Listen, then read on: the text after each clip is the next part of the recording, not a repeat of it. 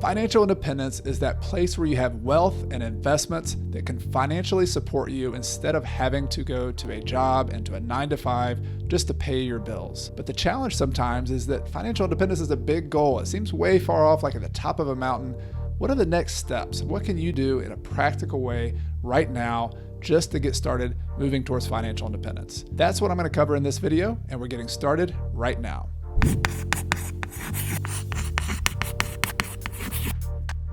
Welcome to Coach Carson TV. My name is Chad Carson. You can also call me Coach.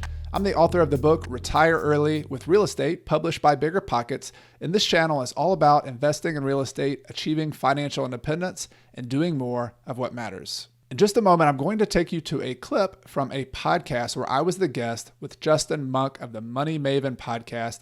And he asked me the question about getting started with financial independence and what are the first steps.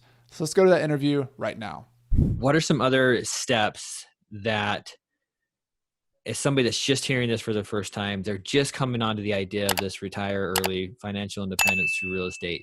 What are the first steps that they need to focus on? And you probably lay this out very nicely in the book, as I know, but let's go through it for those that haven't read it. Sure. Yeah. I mean, a lot of that is kind of like a fundamentals. If you play sports, like you play basketball, which I love playing pickup basketball, there's dribbling, there's passing, there's conditioning, there's shooting. Like you can't get away from the fundamentals of basketball. And just like that with financial independence or your personal finances, you can't get away from the fundamentals. Like it doesn't matter whether you invest in real estate, invest in stocks, start a business, there are certain fundamentals. And what I found when I actually interviewed dozens and dozens of people who were on the path to early retirement or who had achieved early retirement, the common theme with all of those was they were saving a lot of money. And so that's one of the fundamentals. Like that, if you had to put your coaching on how do I help somebody achieve financial independence, hey, you've got to save a lot of money. Now let's talk about that. How do you save a lot of money? Well, there's two variables: how much income you make, and how many expenses you have. This is really simple. So part number one, make as much money as you can. Part number two, have as big a gap between the money you make and the expenses you have. So there's different paths to get there. So some people make $500,000 a year and spend $300,000 a year. They live high on the hog, but they save $200,000 a year, and so they still do well. The more common path, when I interviewed everybody, the more common path was most people spend they need about $50,000, $60,000, $70,000 a year in expenses. So let's call that $5,000 a month. So if you want to save money, if you want to save $5,000 a month as well, maybe you got to make twice that. Maybe you got to build up to where you make $100,000 a year, $120,000 a year. And I know that's a tall order for some people. If you're making, you just got out and you're teaching English, which is a great profession, but you're making $30,000, $40,000 a year. You might be thinking, well, that's nice, to make $100,000 a year. So you might need to keep your expenses lower to start off. Maybe you need to do house hacking so you can eliminate your biggest expense with housing and live for free. Maybe you need to get a side hustle, start a side business. Maybe if you have a spouse or a partner and they can also work and you combine your incomes. So the fundamentals don't change. It's kind of like the law of gravity, but how your personal situation applies to building up your income and reducing your expenses is going to be personal to you, but you can't avoid it. It has to happen if you want to build enough wealth to eventually live off the income or the wealth that you've built in that period of time. Yeah, I like that. That's a very good place to start. So taking a look at your lifestyle, figuring out ways to reduce your expenses, if possible, right? Maybe I'm sure there's always ways. And some people may live on 50, some people that number might be 100K, but then figuring out how to increase your income through side hustles, through real estate, whatever it is.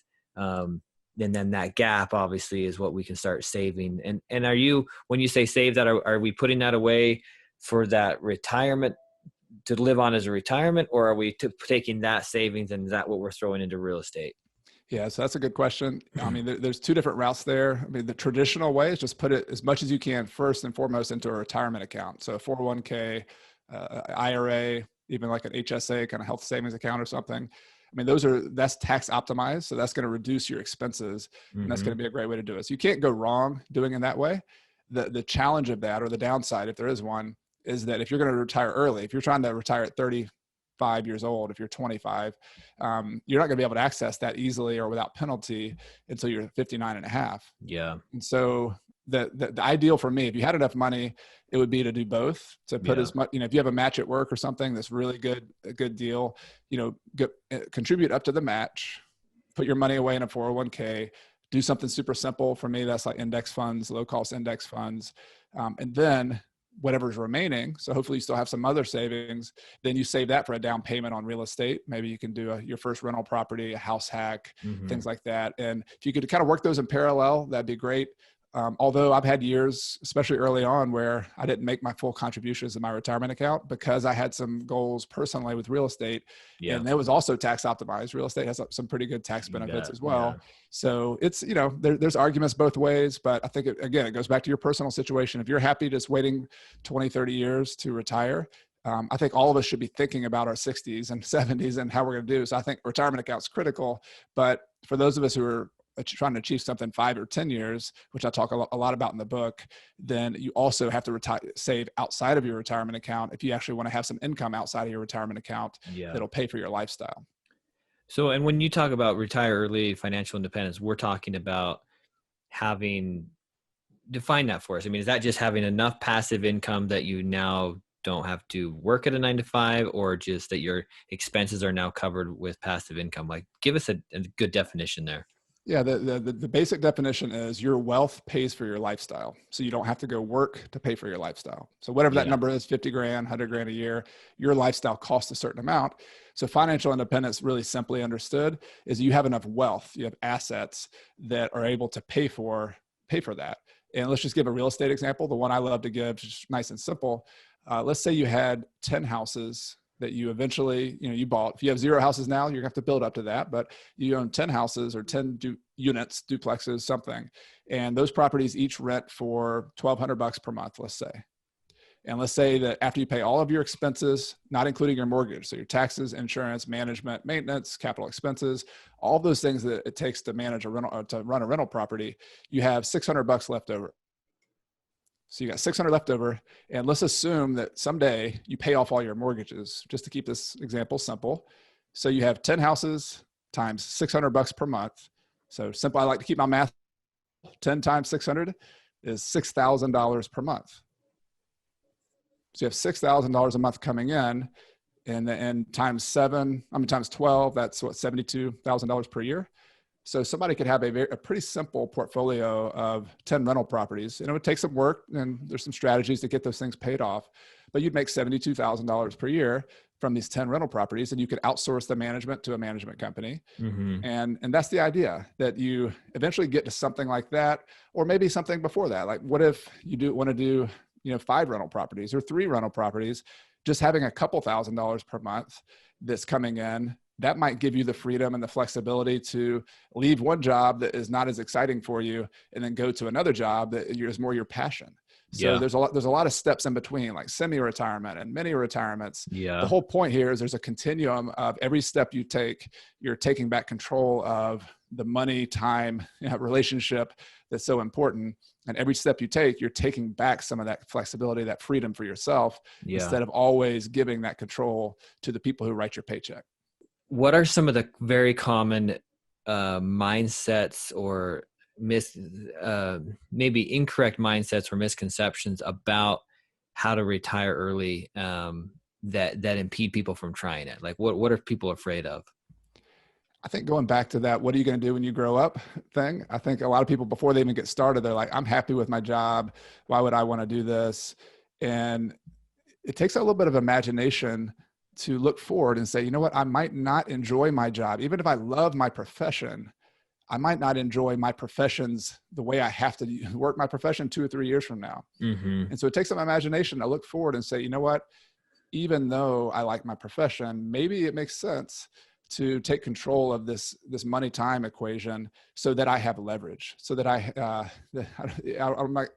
there's a article by Jim Collins, who wrote the Simple Path to Wealth, and it's called FU money. Like, he always said it from the time he was like 17 or 16, he always wanted to have FU money. Like, if the boss says, I want you to go and transfer to the West Coast and do this. He'd be like, F you, I'm not going to go there. I'm going to go where I want to go. Like, and it's amazing what will happen when you have just a little bit of capital so that you can say, no, this is how I will do it.